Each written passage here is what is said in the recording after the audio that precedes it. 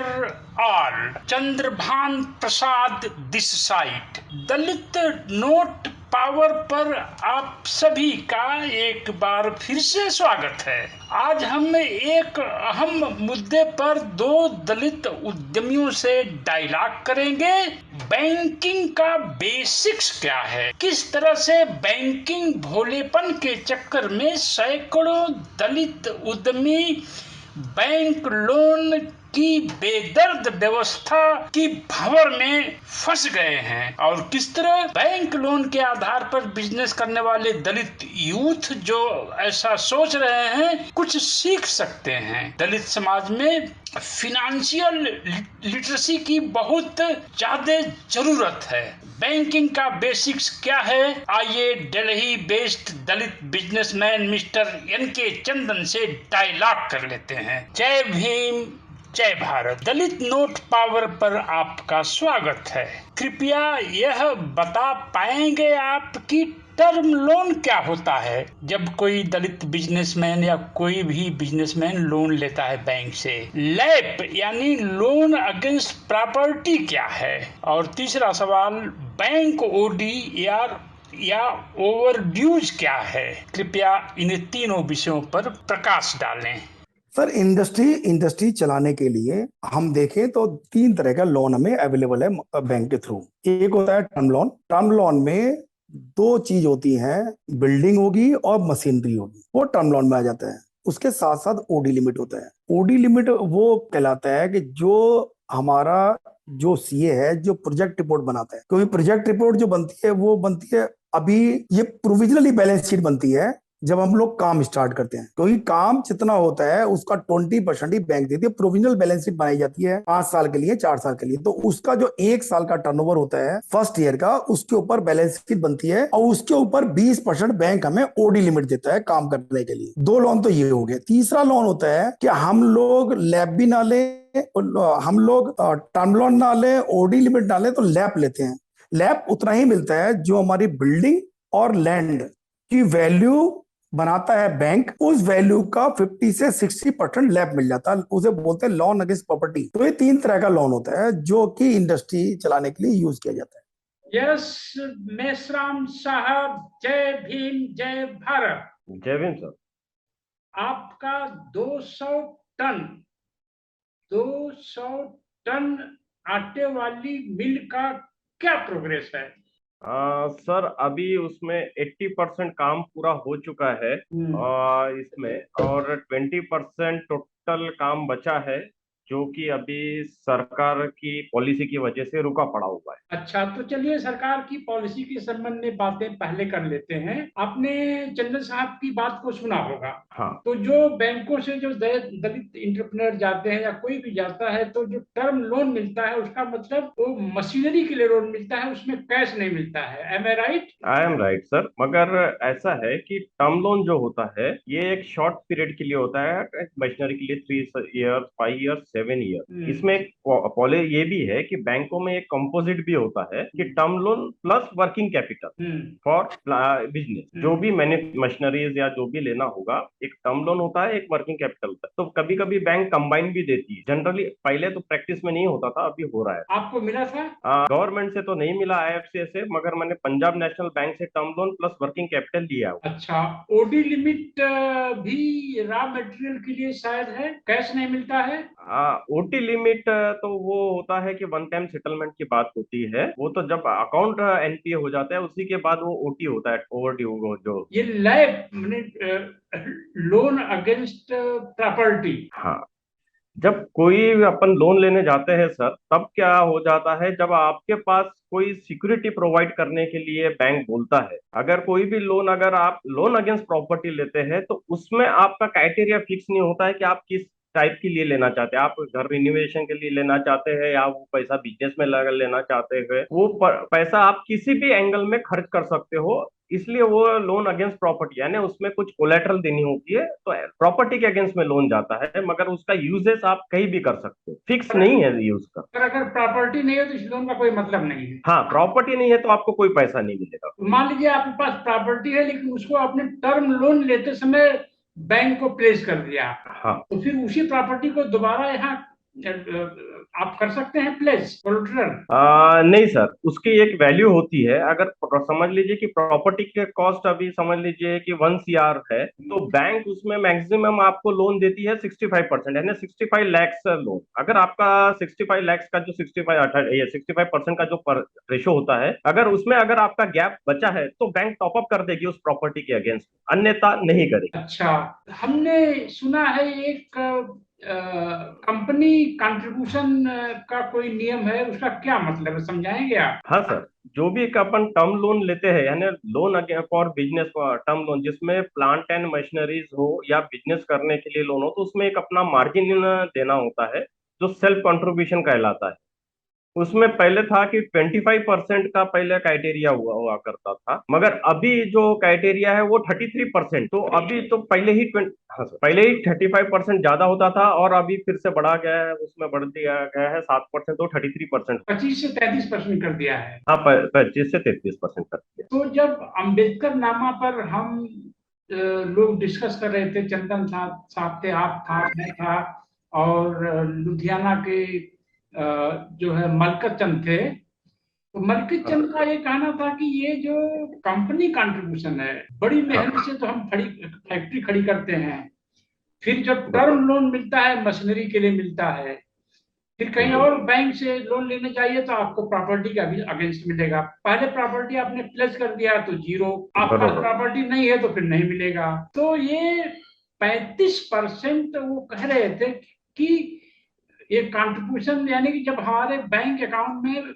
1 crore loan के लिए 35 लाख जमा है, कैश दिखेगा, तभी बैंक हमको लोन ग्रांट करेगा। ये बात बरोबर है सर कि जब तक आप अपना कंट्रीब्यूशन नहीं लाओगे तब तक बैंक जो आपका लोन होता है उसको डिसबर्स नहीं करता है। तो वो मलकी चंद साहब ये कह रहे थे कि उस 35%, उस समय 25% था लोन, पैसा जमा करने के लिए लोग अपने केस के बारे में बता रहे थे कि हमें साहूकारों से 2%, 3% पर लेना पड़ता है, कर्ज लेना पड़ता है। तो हाँ, बरोबर है सर, क्योंकि एज पर अगर मैं शेड्यूल कास्ट की बात करूँ तो ये फर्स्ट जनरेशन एंटरप्रेन्योर्स है और इनको कैसा है कि इनके पास मार्जिन नहीं जमा हुआ है, ये अभी अभी बिजनेस में आए हैं, इनके पास सरप्लस पैसा नहीं, मगर इच्छा ज्यादा होने की वजह से कैसा है, ये लोन लेने के लिए जाते हैं।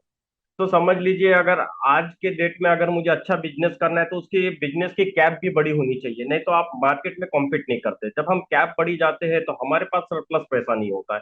जब सरप्लस पैसा नहीं होता है और बैंक का तो क्राइटेरिया है 25 to 33%, तो हमें तो मार्जिन डालना पड़ता है। तो मार्जिन के लिए हम क्या करते हैं कि शॉर्ट टर्म बोरोइंग करते हैं। जो ब्रोकर्स लोग होते हैं या जो फ्रेंड्स एंड रिलेटिव्स होते हैं या किसी से भी हम उसको टॉप अप लोन ले सकते हैं, बैंक से नहीं ले सकते उसको, क्योंकि वो तो बैंक से देगा नहीं, दूसरे बैंक से भी टाइप करके हम मार्जिन नहीं ले सकते हैं, क्योंकि एक लोन के लिए दो बैंक के लिए अप्लाई नहीं होता छोटे मार्जिन के लिए।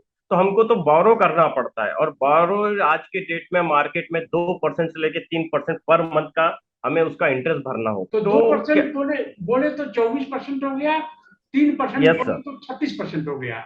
36% हो गया। तो इसी को मलकित चंद कह रहे थे कि ज्यादातर दलित इंटरप्रेन्योर जो लोन लिए हैं, इसी में ट्रैप हो गए हैं, क्योंकि उनको कंपनी कंट्रीब्यूशन 25% या 35% जमा करने के लिए लोकल प्राइवेट लेंडर से 36%, 40% पर लोन लेना पड़ा। और परफेक्ट है। उनका लोन बढ़ने लग, कर्ज बढ़ने लगा, इंटरेस्ट बढ़ने लगा, तो लोग डिफॉल्ट करने लगे। तो गवर्नमेंट को भी डिफॉल्ट शुरू हो गया और इनका अपना जो रेपुटेशन है मार्केट में वो भी डिफॉल्ट करना शुरू हो गई। बिल्कुल सर, वैसे ही होता है। एक्चुअली क्या हो जाता है कि ये जो शॉर्ट पीरियड के लोन होते हैं ये लाइबिलिटीज बहुत जल्दी आ जाती है, यानी जैसा आपने आज के डेट में बोरो किया तो बिल्कुल आपके मंथ एंड होते होते ही तो वो आपकी लाइबिलिटीज आ जाती है, उनको पैसा देना होता है। और उनका जो पैटर्न होता है लेने का, वो पहले इंटरेस्ट कैलकुलेट भी कर लेते हैं, तो क्या है, इंटरेस्ट देते हैं और मुद्दल जैसा का वैसा रह जाता है कंपनी। तो जो नए दलित जो नया नया बिजनेस खोलना चाहते हैं और बैंक लोन से खोलना चाहते हैं बिजनेस, तो उन्हें ये पता होना चाहिए कि टर्म लोन में उनको कैश नहीं मिलेगा। ये जो है ओडी लिमिट जो है वो भी रॉ मटेरियल वगैरह के लिए आएगी, और कैश मिलेगा लैब में, यानी लोन अगेंस्ट अगेंस्ट प्रॉपर्टी। और एक ही बिल्कुल। प्रॉपर्टी को आप 2 बार प्लेज नहीं कर सकते हैं। बरोबर। फिर आपके पास रास्ता बचता है, या तो आपके रिश्तेदार हो, दोस्त हो, आसपास के लोग हो जिनके पास 50 लाख 25 लाख रुपया, 1 करोड़ ऐसे रखा हुआ है, या वो प्राइवेट मार्केट में जाकर के 36% 40% पर लोन लें, और वह लोन लेकर के लोग फंस गए हैं, ट्रैप में आ गए हैं। डेफिनेट। तो ये बताएं कि जो करीब एक जो गवर्नमेंट का दलित वेंचर कैपिटल फंड है, उसमें 400 करोड़ रुपए बटे हैं, और बहुत सारे लोग उसमें एनपीए हो गए हैं। तो हम लोगों ने तो फिनांस मिनिस्टर से टाइम मांगा, लेकिन टाइम दिया नहीं उन्होंने। तो जब 11 लाख करोड़ रुपए का लोन बाकी सारे लोगों का माफ हो सकता है, बड़े कारपोरेट हाउसेस का, और माफ करने का सिर्फ एक तर्क है कि चूंकि ये लोग बड़े कंपनी वाले लोगों को रोजगार देते हैं, इसलिए इनकी मुश्किल को दूर करने के लिए इनका हम माफ कर दिए। तो दलित जो इंटरप्रेन्योर हैं, ये भी तो लोगों को रोजगार देते हैं, और हम नहीं समझते कि पूरे देश भर में 1000 करोड़ का दलित दलित एनपीए होगा। तो 11 लाख करोड़ के एनपीए माफ हो सकते हैं, तो दलितों का 1000 करोड़ क्यों नहीं माफ हो सकता है? इस पर कोई मुहिम कहीं दिखाई पड़ रही है आपको? सर कहीं मुहिम दिखाई नहीं पड़ रही है। हमारा जो दलित समाज है वो इंडिविजुअल के लेवल पे, अपने अपने लेवल पे है ही उसको ट्राई कर रहा है और उसकी कुश्तियां खेल रहा है, अपन ऐसा बोल सकते हैं। वो सरकार से 1 to 1 करना नहीं चाहता है, वो फ्रंट में आना नहीं चाहता है। उसको डर है, आज भी डर है कि उसको लगता है कि हमारे को फिर से दबाया जाएगा। हमने जो फंड लिया है उसमें भी हमारे को फिर तकलीफें और दिक्कतें आ जाएगी। इस डर के वजह से लोग आगे नहीं आ रहे। उनको ये लगता है कि अगर हमारा जो फंड है या हम फंड ले रहे हैं, अगर इसमें भी अगर कुछ तकलीफें आ गई, जो हमने अब तक स्टार्ट किया है या जो अब तक हमने कैरियर बनाया है बिजनेस में, वो भी हमारा कोलैप्स हो जाए। ये डर के वजह से वो सरकार से कुछ हुई बातें करना नहीं चाहती है। वो दरखास्त भी करती है, हमारे जितने भी फोरम्स है उसमें भी दरखास्त करती है, मगर इंटरप्रेन्योर्स ये हमारे समाज में बहुत छोटे लेवल पे होते हैं, बहुत कम लेवल पे होते हैं। इनकी बात सुना नहीं जाता है। वो जिस तरह से वो रखना चाहते हैं तो और जिन तरह से बोलना चाहते हैं उसकी बातों को कोई आगे फॉरवर्ड नहीं करता है।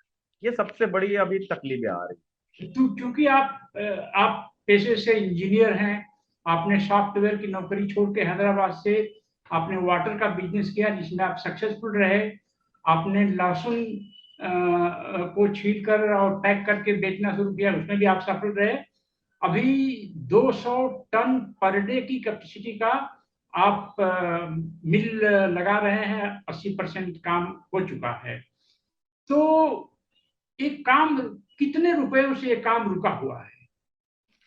सर। ये काम रुका है अभी 1.5 करोड़ से रुका हुआ है। 1.5 करोड़ की फंड की जरूरत है मुझे, जो कि अभी आईएफसीआई से जो मैंने लोन लिया था, venture capital fund for schedule caste, वहां से जो लोन लिया था वहां भी 63 लाख बचा है। और मैंने पीएनबी बैंक से भी उसी प्रोजेक्ट के लिए लोन लिया है, तो पीएनबी बैंक से भी बचा हुआ है। बस उतना ही मेरा काम बचा है जितना पैसा रुका हुआ है। और वर्किंग कैपिटल मेरी 2 करोड़ की पंजाब नेशनल बैंक से सैंक्शन है, वो भी वहां रुकी पड़ी है। पिछले 2 साल से मैं कोविड के पॉलिसी के रेक्टिफिकेशन के लिए मैं सरकार से दरखास्त कर रहा हूँ, मगर अब तक कोई सुनवाई नहीं हुई। कमीशन तक मैं बात गई मगर कोई सुनवाई नहीं हुई। उसके वजह से ये प्रोजेक्ट रुका हुआ है। अननेसेसरी मेरा मशीनरी लॉस हो रहा है, सारा चीजें लॉस होते जा रही तो ये बताएं कि दो चीजें मैं आपसे जानना चाहूंगा। एक तो ये कि नागपुर शहर वेल्दी दलित लोगों का एक गढ़ है। तो है। क्या हाँ सर। नागपुर में ऐसे 150 दलित नहीं है जो 1-1 लाख का कंट्रीब्यूशन दे करके 1.5 करोड़ मिला के आपको बचा लें? हाँ सर, ये चीज मैंने मुहिम चालू किया था बीच में। हमने सारे शेड्यूल कास्ट और गवर्नमेंट ऑफिसर, ब्यूरोक्रेट्स, इनको सारा लोगों को, जो भी लोग हैं, इनको हमने फैक्ट्री विजिट करवाया था। फैक्ट्री में हमने इन्वेस्टमेंट करने के लिए भी बोला था, हम इक्विटी देने के लिए भी रेडी। मगर जब मेरा देखा गया कि हमारे सारे लोगों के पास, जिन्हें के भी पास पैसा है, जो सर्विस क्लास से बिलोंग करते हैं, जो आते हैं, या कुछ बिजनेस क्लास से भी होते हैं, उनको वो फाइनेंशियल बिजनेस में के प्रति जो उनका भाव है वो निगेटिव आज भी। वो बिजनेस के बारे में सोच नहीं सकते। उन्हीं को बोलेंगे सर बाजू में एक आधा प्लॉट है, बिल्डिंग है, आप उसको परचेस कर ले, तो वो फट फट से परचेस कर लेगा 40-50 लाख पर। मगर हम बोलते हैं कि उसमें बिजनेस में आप इन्वेस्ट करिए, तो वो आगे नहीं आते हैं। एटलीस्ट मैंने अब तक पूरा 30 से 40 लोग शेड्यूल कास्ट वाले जो हमारे दलित समाज से आते हैं, उनको मैंने फैक्ट्री लेके गया, विजिट किया, सबने अप्रिशिएट किया, सबने कमिटमेंट किया कि हम पैसा कर सकते हैं, मगर आज तक किसी ने पैसा नहीं दिया। तो ये होता है कि उनकी सोच। चलिए, तो ये हमारे दलित समाज में फिनेंशियल लिटरेसी की बहुत जरूरत है। और डेफिनेटली। अगर दलित नौजवान बैंकिंग के बारे में जो बिजनेस नया शुरू करना चाहते हैं, आपसे काउंसलिंग लेना चाहें तो दलित नोट पावर के इस चैनल से आप क्या उनको काउंसलिंग देने के लिए तैयार हैं? बिल्कुल सर, डेफिनेटली। अभी मैं ऑलरेडी हमारे महाराष्ट्र में, विदर्भ में मैं जिला वाइज ये यानी डिस्ट्रिक्ट वाइज में इनको डेवलपमेंट के प्लान है, जिससे यहाँ के मिनिस्टर मिस्टर बच्चू कडू, आशीष जायसवाल, ऐसे मैं डेवलपमेंट प्लान उनके एरिया में कर रहा हूँ, उनके प्रोजेक्ट्स कर रहा हूँ। प्रोजेक्ट करते समय हम पूरा ध्यान रख रहे हैं कि उनका टर्म लोन, वर्किंग कैपिटल, सारी बातें आनी चाहिए। तो मैं ऑलरेडी गाइड कर रहा हूँ और मुझे बहुत खुशी होगी कि मैं आपके साथ काम करूँ इस फोरम में, और मैं लोगों के, मेरा जो नॉलेज है, जो एक्सपीरियंस है, मैं लोगों के साथ शेयर। चलिए, हम लोग धारा के विपरीत चल रहे हैं। दलित समाज में fund raising, crowd funding, banking, Dalit bank, इसका ये हमारे कल्चर का हिस्सा नहीं हो पाया है, जैसा ब्लैक लोगों में उनकी कल्चर का हिस्सा हो गया। हर एडल्ट ब्लैक कहीं ना कहीं ब्लैक फंड में पैसा कंट्रीब्यूट करता है। तो इस मुहिम में आप शामिल होंगे तो बहुत अच्छी बात है। दलित फिनेंशियल जो लिटरेसी को बढ़ाने में अगर आप शामिल होते हैं तो बहुत ही बड़ी बात है। और चलिए, इस नई मुहिम को कामयाब बनाते हैं।